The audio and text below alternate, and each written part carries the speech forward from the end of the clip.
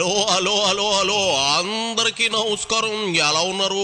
బ్రహ్మాండంగా ఉన్నారు. నాకు తెలుసు కదా మీరు ఈ రోజు రావు గారు రచ్చబండ కోసం ఎదురు చూస్తున్నారు. సరే, మరి రావు గారు వచ్చారు, మరి ఈ వీడియోకి లైక్ ఇవ్వాలి కదా, మరి ఇచ్చేసేయండి. అలాగే మన కేకే న్యూస్ ని ఎవరైతే సబ్స్క్రైబింగ్ చేసుకోలేదో చేసేసుకోండి. నన్ను ఎంకరేజ్మెంట్ చెయ్యాలి. మరి ఈ రోజు రచ్చబండలోకి వచ్చిన సెలబ్రిటీ ఎవరు బాబు? ఓహో, తనపై అవినీతి కేసుల చిట్ట కూటమి ప్రభుత్వం కదిపేసరికి విడుదల రజని చాన్నాళ్ల తర్వాత మీడియా ముందుకొచ్చింది. తన ప్రత్యర్థి ప్రత్తిపాటి పుల్లారావు మీద నిప్పులు చెరుగుతూ భద్రకాళినంటూ నాట్యం చేస్తూ ఉంది. నిజానికి రజనీ మీద అవినీతి కేసులు బోలెడున్నాయి. క్వారీల దగ్గర, స్టోన్ క్రషర్ బిజినెస్ చేసే వాళ్ళ దగ్గర మామూలు వసూలు చేసిందనేది బహిరంగ రహస్యమే. మరి ఎందుకంట ఇంత మాట? ఆవిడనే కనుక్కుందాం రండి. ఇదిగో విడుదల రజనీ, నీ బాధ ఏందో చెప్పు. మీరు అనుకుంటున్నారేమో ఇంకో 4 ఏళ్ళు కదా, అంటే వింటున్నాం లాలీలు చెప్తుంటే, ఇంకో 4 ఏళ్ళు కదా హ్యాపీగా వీలైనంత అవకాశం ఉన్నంత వరకు దోపిడీ చేసి, ఇల్లీగల్ పనులన్నీ చేసి, జోబులు నింపుకొని, ఓ బ్యాగ్ నుండి సంపాదించుకొని రిటైర్ అయిపోదాం అనుకుంటున్నట్టున్నారు. ఇప్పటి నుంచి మొదలుపెట్టినా నేను ఇంకో 30 నుంచి 40 సంవత్సరాలు రాజకీయాలు ఇక్కడే చేస్తాను.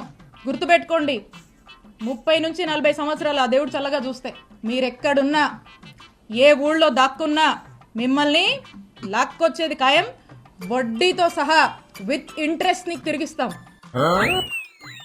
ఏందమ్మాయి రజనీ అట్టా సీరియస్ అవుతా ఉన్నావు? మీరు 5 ఏళ్ళు దోచుకుని దాచుకున్నారు, అంతా మీలానే ఉంటారనుకుంటే అట్ట ఎవరెంత దోచుకున్నా జనం సొమ్మే కదా.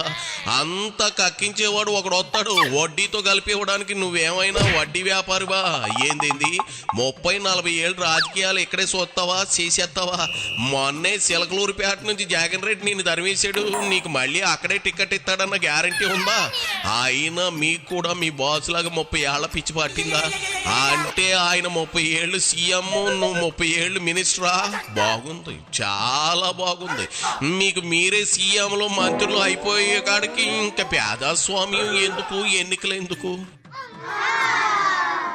అలాగే కొంతమంది ఈయనను చూసుకొని, అధికారులను చూసుకొని అర్జెంటుగా కయ్యానికి కాలు దూకుందామని చెప్పి వార్డుల్లో, గ్రామాల్లో మా వైఎస్ఆర్ కాంగ్రెస్ పార్టీకి సంబంధించినటువంటి యాక్టివిస్టులు, నాయకులు కావచ్చు, కార్యకర్తల మీద కావచ్చు, ఏదో కాలు దూకి ముందుకొచ్చి పిచ్చి పిచ్చి కట్టుకథలల్లి కేసులు పెడదాము, గొడవలు పెట్టుకుందామని ముందుకు దూకుతున్నారేమో.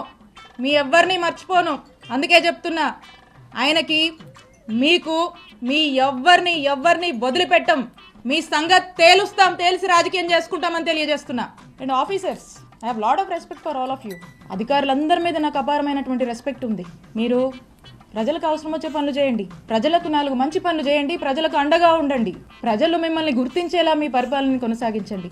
ఇలాంటి అక్రమాలు చేసేటువంటి వాళ్ళకి, ఇలాంటి అవినీతి పనులకు మీరు అండగా ఉండొద్దు. మాట్లాడితే మీనింగ్ ఉండాలి. అధికారులకు వార్నింగ్ ఇస్తా ఉన్నావా? గత 5 ఏళ్ల మీ పాలనలో వ్యవస్థలను మీరు వాడుకున్నట్లుగా ఎవరు వాడుకున్నారు చెప్పు. అప్పుడు జగన్ రెడ్డికి చెప్పాల్సింది కదా, ప్రభుత్వ ఉద్యోగుల జోలికి వెళ్ళొద్దు, వారి పని వారిని సవ్యంగా చేసుకోనివ్వమని.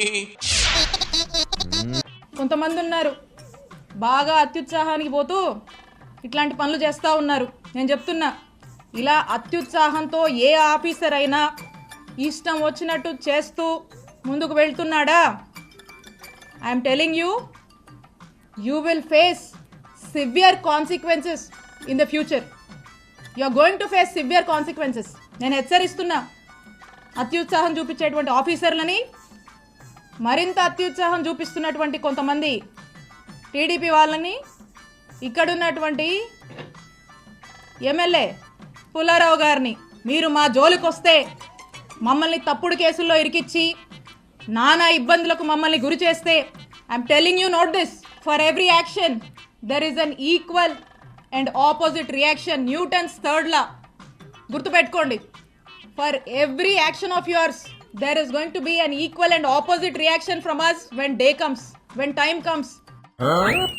ఇదిగో ఈ ఎంగిల్ పీస్ మేడము న్యూటన్స్ థర్డ్లా మాకు తెలుసు. ఇవే వార్నింగ్లు లోకేష్ బాబు పాదయాత్రలో ఇచ్చారు. మీరేమన్నారు? అప్పుడు ఏమన్నారు?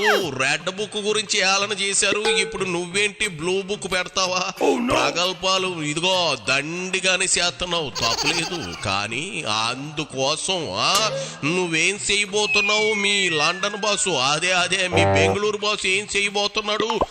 ముందు అది చెప్పు. మాకంటూ ఒక రోజు వస్తుంది. మా జగనన్న ప్రభుత్వం మళ్ళీ ఒక రోజు వస్తుంది. తేలుస్తాం మీ సంగతి. మేడం మీరు ఆల్రెడీ కంప్లైంట్ ఇస్తున్నారు, మీరు కూడా కంప్లైంట్ డీజీపీ అది ఏమైంది మేడం? చూస్తున్నారు కదన్నా, నేను ఒక కంప్లైంట్ ఇచ్చి దాదాపు 4 నెలలు అయింది. ఈ 4 months నుంచి చూస్తున్నా దాని మీద నో స్టేటస్. వాళ్ళకి దాని మీద ధ్యాస ఉంటాయి కదా. అప్పుడెప్పుడో 2019లో అంట అది జరిగిన దాని మీద ఇప్పుడు కేసులు కడుతున్నారు. అది జరిగినట్టు మ్యానిపులేట్ చేసి కేసులు కడుతున్నారు. ఇప్పుడు మేము ఇస్తే ఆ కంప్లైంట్లు పట్టవంట వాళ్ళకి. సో ఖచ్చితంగా దీని మీద నేను పోరాడతాను, దీన్ని వదిలిపెట్టను.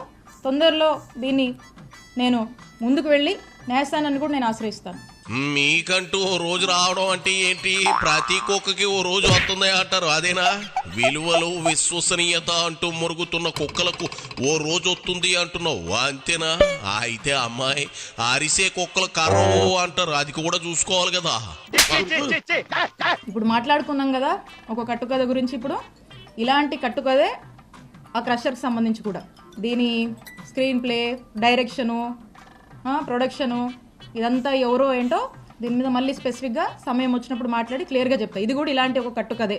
ఎప్పుడు ప్రజల్లో డిఫేమ్ చేయాలి, పదే హ్యూమిలియేట్ చేయాలి, భయపెట్టాలి, ఇబ్బంది పెట్టాలి, అల్లరి చేయాలి, అవాస్తవాల్ని వాస్తవాలుగా చూపించేటువంటి ఒక ప్రయత్నంలో భాగంగానే ఇది కూడా ఒక నెరేటివ్ బిల్డ్ చేశారు. దీని గురించి కూడా ఖచ్చితంగా సమయం వచ్చినప్పుడు నేను మాట్లాడతా. నేను ఒకటే చెప్తా ఉన్నా, నేను ఎమ్మెల్యేగా పనిచేశా, నేను మంత్రిగా పనిచేశా, నేను దేనికైనా ఏ ఛాలెంజ్కైనా సిద్ధమే. నేను ఏ రోజు ఏ తప్పు చెయ్యలా.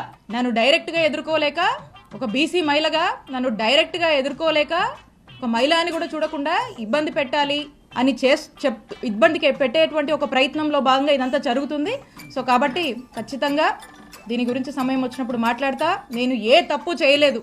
మీరు ఏం ఎంక్వైరీలు వేసుకుంటారో వేసుకోండి, ఏమన్నా చేసుకోండి. నేను భయపడను, నేను తప్పు చేయలేదు. భయపడనప్పుడు తప్పు చేయనప్పుడు ఎందుకు మరి ఈ ప్రెస్ మీట్లు, ఎందుకు ఈ పనికిరాని మాటలు? మా పక్కూరు పంకజం కూడా ఇంతే, అది చేత ఇది చేత సంపేత పొడి చేత అని ఓ రోజు అర్ధరాత్రి అంతా నిద్రపోయాక ఊరు వదిలేసి వెళ్ళిపోయింది. నువ్వు గానీ అట్టాగే వైసీపీ నుంచి జంప్ కొడతావా? అసలే సాయిరెడ్డి వదిలిపోయాడని మీ బాసు పుట్టడి దుఃఖంలో ఉన్నాడు. నువ్వు కూడా వెళ్ళిపోతే పార్టీకి ఉన్న కాస్తో కోస్తో గ్లామర్ సైతం పడిపోతుంది. ఆ చేత ఆలోచించి నిర్ణయాలు తీసుకో. ఏది ఏవైనా శత్రుత్వం పెంచుకోవడం మంచిది కానే కాదమ్మయ్యో. దాని మీద దృష్టి సారించు. ఇక చాలే, వెళ్ళిరా రజని, మళ్ళీ నీ మేకప్ చెరిగిపోగలదు. వెళ్ళి టచ్ అప్ చేయించుకో, పో.